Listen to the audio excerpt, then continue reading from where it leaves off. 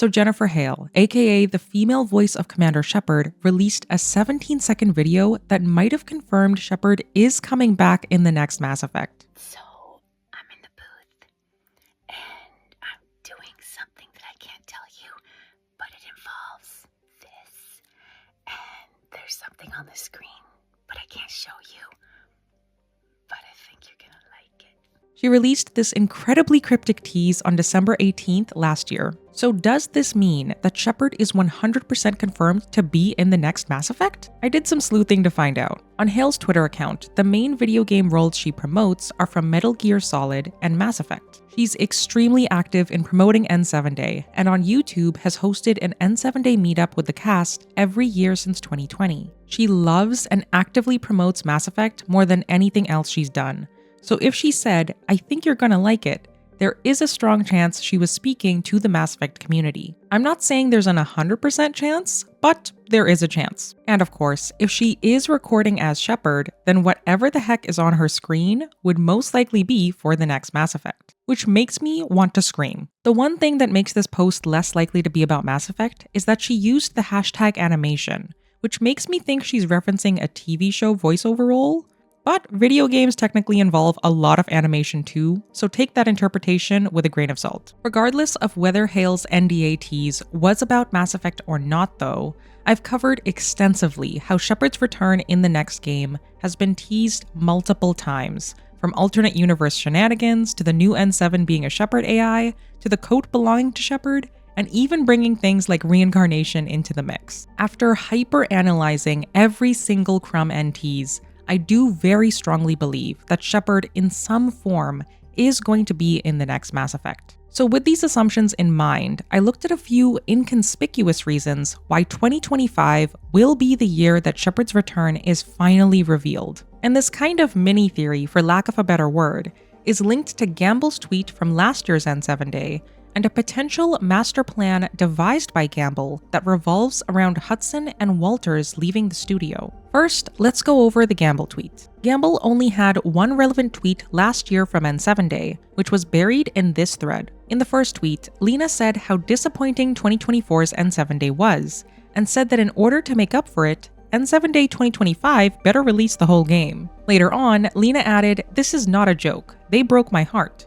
To which Gamble replied with an eyes emoji. I covered back when this first dropped how the eyes emoji was Gamble's way of showing that he liked the tweet, since the feature to view somebody's likes on Twitter was removed. Now, my mini theory back then was that this might have hinted a big tease for Mass Effect was right around the corner, but obviously nothing dropped because it was too soon after the Veilguard's release. So viewing this Gamble like again now, I'm thinking its actual meaning is tied to N7 Day 2025. More specifically, that N7 Day 2025 is going to finally be the year that we'll get confirmations on things we've all just been guessing at, with the biggest one of all being whether or not Shepard is going to return. The Veilguard has finally been released, and it's going to mark 5 years since the first Mass Effect Next tease dropped. On top of that, 2025 is the first year since Andromeda released where BioWare's full attention will solely be on Mass Effect. So maybe, just maybe, Hale's tease was about voicing something for Commander Shepard. So with 2025 being Mass Effect's first make it or break it year,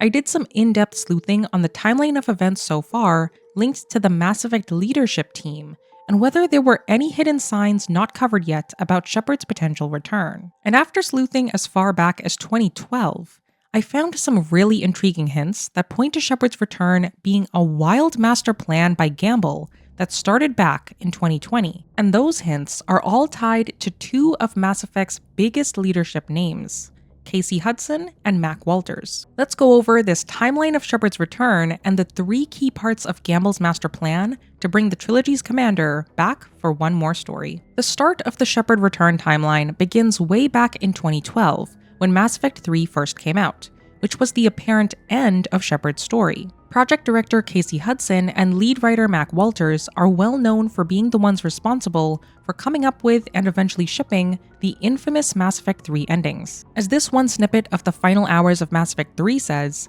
Hudson was pretty sure he wanted this to be the end of the Commander Shepard story, For weeks, Hudson and Walters discussed the emotions they wanted players to feel at the end of the game, and then wrote dialogue and scenes to support those feelings. So the first event in this timeline is that Hudson and Walters alone decided to end Shepard's story, with the very confusing endings that resulted in Shepard's death, except perhaps in Perfect Destroy. After this, Hudson left BioWare in 2014 to pursue a position in Microsoft's Xbox Studios. Then, in 2017, Andromeda was released, which Gamble was a producer on, and which didn't do as well with critics or with players. Later in 2017, maybe in response to Andromeda's underwhelming performance, Hudson rejoins BioWare as the vice president and studio general manager, and took to Twitter to say how he loves Mass Effect too much to not work with the IP again in the future. Then, the first major event in the timeline happened, which is, I think, the first gear in Gamble's master plan. That gear being the approval of the Mass Effect Legendary Edition. Walters, in an interview with Eurogamer in 2023,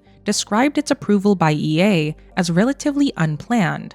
However, Gamble's LinkedIn page shows the true picture. On his page, Gamble lists that he was the one in charge of the pitching and greenlighting process for the Legendary Edition. The fact that Gamble was in charge of pitching the remaster is very important, and is probably tied to why Mass Effect is getting way more runway than Dragon Age ever did, which I'll get to in a bit. Based on the dates listed on this page, the Legendary Edition must have been approved by the end of February 2019. Then, in just a short month later, Gamble became the project director of the next Mass Effect. This part is huge because he lists his roles as pitching and overseeing the creative direction for the next Mass Effect, i.e., if Shepard were to return, it'd definitely be Gamble's call. After this, N7 Day 2019 rolled around, where Hudson tweeted out that the team had been thinking a lot about where they'd been in the Mass Effect universe and where they wanted to go next. He also tweeted about the many stories they have yet to tell, while including 2 pictures of concept art that pointedly had the Normandy. I viewed these 2 tweets as showing the first inklings of the next Mass Effect being a potential sequel to the trilogy.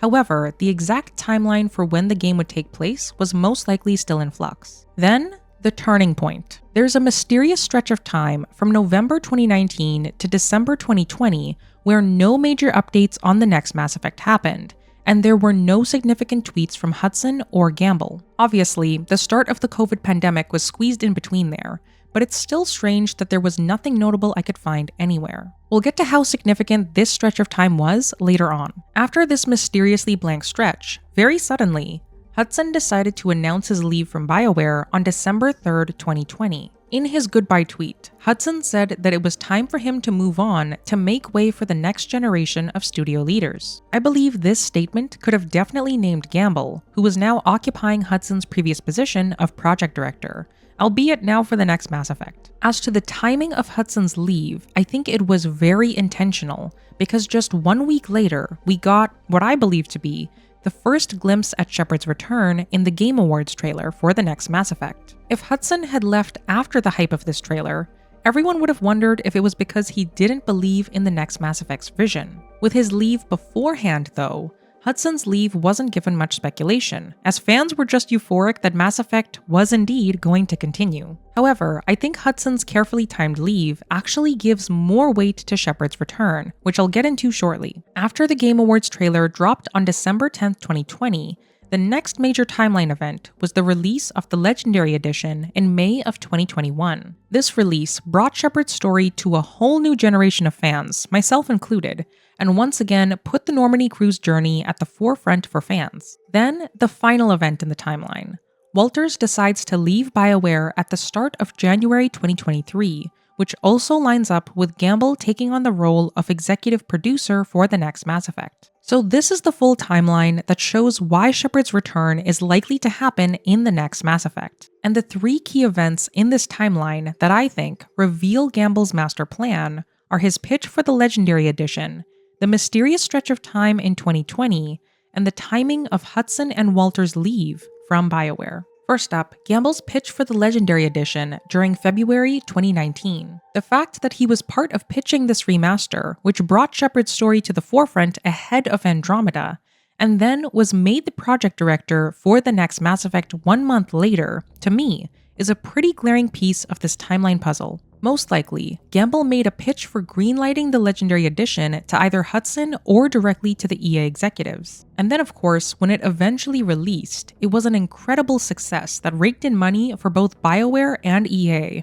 which as we all know is all EA cares about. This to me leaves little doubt that Gamble is in good standing with EA's executives, because he's the one who pitched the Legendary Edition in the first place. That, and the fact that the remaster of Shepard's trilogy was a huge success, made it much more likely for EA's top brass to be clamoring for another Shepard story. This, more than anything, could be why BioWare didn't shut down after the Veilguard underperformed, because the EA executives probably know more than most how well Shepard sells after Gamble's trilogy remaster pitch. The second key event for Shepard's return is after Gamble became the project director for the next Mass Effect, during the stretch of time in 2020 with virtually no news on any platform about Mass Effect updates. This stretch of time during the pandemic is when I think Gamble made the decision to bring Shepard back for the next Mass Effect. With the Game Awards trailer launching later that year, which I think was the first glimpse of Shepard's return, Gamble must have put the wheels in motion for creating that trailer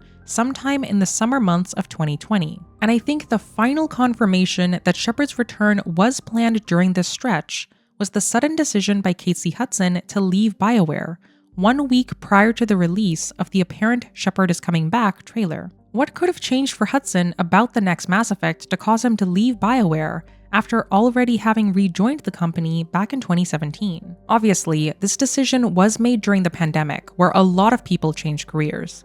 But I think part of why he decided to leave relates back to the decision he made about ending Shepard's story in 2012. Both Hudson and Walters decided to single-handedly end Shepard's story when Mass Effect 3 first released in 2012. And I think part of the reason both of them left BioWare around the time the next Mass Effect started pre-production is likely because the next game will undo Shepard's original ending, based on the teases I've covered so far. After Hudson rejoined BioWare, he said that he loves Mass Effect too much to not work on it again. However, I think that if the current project director was going to undo the closure for Shepard that Hudson had written himself, that it must have played a factor in his leaving the studio again. Now, with all this being said, I don't think there's any rift or hard feelings between Gamble, Hudson, and Walters. When Hudson left BioWare in 2020, Gamble wrote a lengthy post on what Hudson meant to him and thanked him for all his contributions. This mini-theory on Shepard's return is mainly to illustrate that Shepard coming back in the next Mass Effect